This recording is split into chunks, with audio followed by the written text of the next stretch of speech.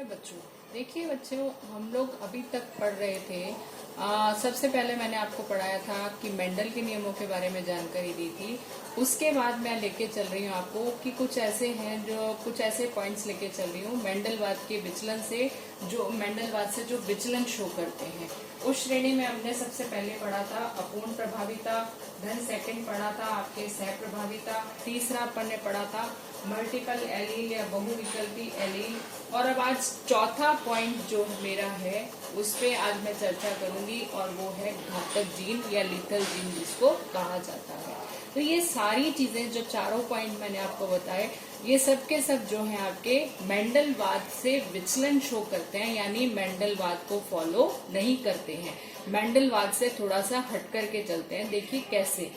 तो देखिए, घातक जीन जैसा कि नाम से स्पष्ट है, लीथल घातक, कुछ ना कुछ किसी चीज का जो है कुछ नुकसान होता है, तो इस बारे में अपन पढ़ते हैं। मैं बताती हूँ आपको घातक जीन क्या है। तो ऐसे जीन जो समयुग्मजीय अवस्था में, किस अवस्था के अंदर? समयुग्मजीय अवस्था में। आपको ये पॉइंट, ये वर्ड याद रखना है कि ऐसे जीन जो समयुग्मजीय अवस्था के अंदर जीव की मृत्यु का कारण बनते हैं, उसको हम क्या कहते हैं? घातक जीन कहते हैं।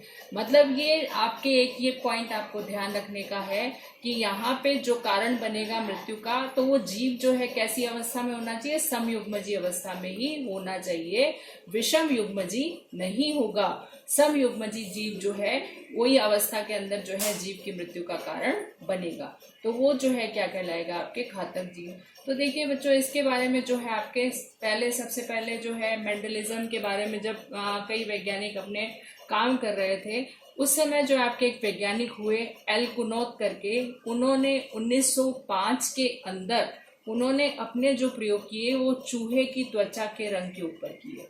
किसके ऊपर किए? चूहे की त्वचा के रंग के ऊपर किए। तो उन्होंने दो तरह के जो है त्वचा के रंग लिए, एक तो पीले रंग वाले चूहे और एक भूरे रंग वाले चूहे। इसमें जो पीला रंग था ये क्या था? आपके प्रभावी था। कैसा था? पीला रंग प्रभावी था। तो उन्होंने इसको आपके जो है कैपिटल वाई से शो किया, और दूसरा कलर जो था, वो दूसरे चूहे जो थे वो थे भूरे रंग के चूहे, और इसको जो है उन्होंने इसके लिए जो जीनोटाइप शो किया वो स्मॉल वाई शो किया। क्या लिया इसके लिए? Small y. इसके लिए ब्राउन नहीं ले सकते थे वो, इसके लिए उनको इसी का जो है आपके स्मॉल कैरेक्टर लेना था। तो इसको जो है स्मॉल वाई से शो किया, और भूरा रंग जो था वो था क्या था? अप्रभावी था, और पीला रंग जो हमारा था वो क्या था? प्रभावी था। तो चूहे के दोनों कलर उन्होंने लिए, और इन्होंने क्या किया? इनके अंदर क्रॉस करवाया। क्रॉस करवाने के लिए देखिए क्या किया कि जो पीले रंग का इन्होंने विषम युग्मजीय अवस्था थी, जैसे ये जो है ये आपका विषम युग्मजीय अवस्था कैसी आएगी? आपकी स्मॉल वाई कैपिटल वाई दोनों साथ साथ आएंगे, तो ये अवस्था क्या होगी? विषम युग्मजीय अवस्था। कैसी अवस्था हुई बच्चों? विषम युग्मजीय अवस्था। तो पीले रंग के विषम युग्मजीय अवस्था वाले दोनों क्या ले लिए? उन्होंने पेरेंट्स ले लिए। तो जनक और माता और पिता जो दोनों हुए वो क्या हुए? कैपिटल वाई स्मॉल वाई, यानी विषम युग्मजीय, ये भी विषम युग्मजीय। तो सबसे पहले जब क्रॉस करवाया जाता है तो इसके अंदर जो है सबसे पहले क्या बनते हैं? आपके युग्मक बनते हैं, गैमेट्स बनते हैं। तो देखिए, ये कैपिटल वाई स्मॉल वाई ये इसके गैमेट हैं, और कैपिटल वाई स्मॉल वाई इसके गैमेट्स हैं। ठीक है, अब ये यहाँ तक गैमेट बनने तक की बात हुई। अब यदि हम देखें कि मेंडल के नियमानुसार हम चलना चाहें, तो मेंडल के नियम में देखिए बच्चों क्या था कि मेंडल के नियम में हमारा ये जो है आपके कैपिटल टी स्मॉल टी, ये था कैपिटल टी स्मॉल टी, और ये जो है आपके युग्मक बनते थे इसमें, और ये संतति जो है हमें ये प्राप्त होती थी कि ये एक शुद्ध लंबा मिलता था, और दो जो है हमें आपके ये संकर लंबे मिलते थे, और एक शुद्ध बौना मिलता था। तो इसका समलक्षणी अनुपात हमारा 3:1 होता था, और समजीनी अनुपात जो है वो हमारा 1:2:1 था। तो यदि ये मेंडल के नियमों को फॉलो करे हमारा, तो इसके अंदर भी हमें सेम चीज मिलनी चाहिए कि 3:1 जो है समलक्षणी, और 1:2:1 समजीनी अनुपात मिलना चाहिए। लेकिन इसमें ऐसा नहीं होता। इसके अंदर जो हमें अनुपात है वो प्राप्त होता है 2:1। तो हमारे जो वैज्ञानिक थे एल्कोनोद, वो बहुत हैरान हुए कि ऐसा कैसे हो रहा है, आपके जो है मुझे केवल 2:1 जो है कैसे प्राप्त हो रहा है, एक जो है आपके संतति कहाँ चली गई।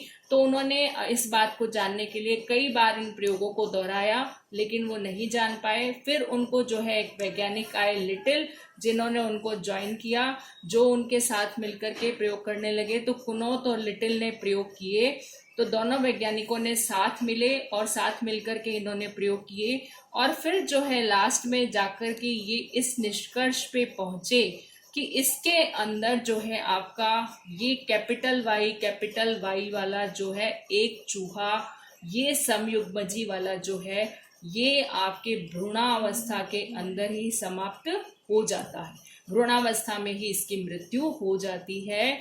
तो ये जो है किस कारण होती है आपके, कि कोई ना कोई इसके ऊपर क्या है, समयुग्मजी अवस्था में अपन कह रहे हैं ना, शुरू में इसकी डेफिनेशन दे रहे हैं कि समयुग्मजी अवस्था में जीव की मृत्यु का कारण बनता है। तो ये समयुग्मजी अवस्था में ये मृत्यु का कारण बना, दैट मीन्स ये क्या है, घातक जीन है। क्या है ये, घातक जीन है। तो समयुग्मजी अवस्था में यहाँ पे इस चूहे की मृत्यु हो जाती है। और ये दो जो है आपके ये दोनों चूहे कैसे हैं, पीले रंग वाले। कैसे हैं, पीले रंग वाले, कैपिटल वाई स्मॉल वाई वाले, यानी ये दो चूहे क्या है, पीले। लेकिन पीले बच्चों कैसे हैं, विषम युग्मजी। कैसे हैं ये पीले, विषम युग्मजी।